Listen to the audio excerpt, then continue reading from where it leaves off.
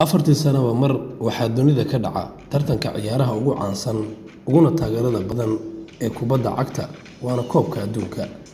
Marka laga soo tago in xulalka qaramada iyo ciyaaryahanada ka qaybgalaya ay sharaf iyo magac u raadinayaan dalalkooda, waxaa barbar socda in tartankani uu yahay il dhaqaale oo FIFA iyo xulalka qarankuba ay ka helaan lacag aad u fara badan.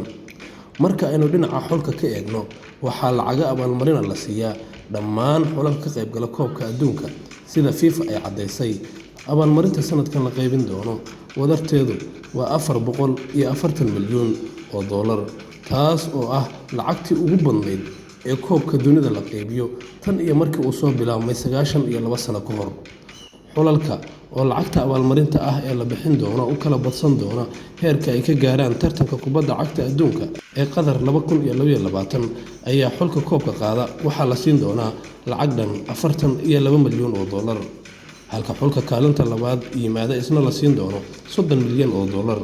Xulka kaalinta saddexaad gala waxa uu heli doonaa $27 milyan, halka xulka kaalinta afraad gala isna uu heli doono $25 milyan.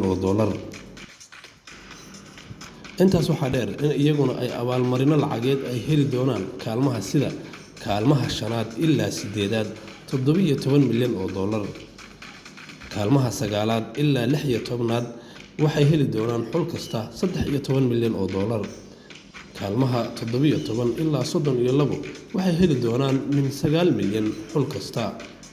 Dhammaan xulalka u soo baxay Koobka Adduunka ee Qatar 2022 oo tiradoodu ay ahayd 32 xul ayaa horey waxaa loo siiyay xul walba $1.5 milyan oo ay ugu diyaar garoobaan tartanka caalamiga ah ee kubadda cagta adduunka. Haddaba su'aasha isweydiinta mudan waxay tahay goorma ayay Soomaaliya ka soo muuqan doontaa xulalka ka qaybgalaya tartanka kubadda cagta dunida?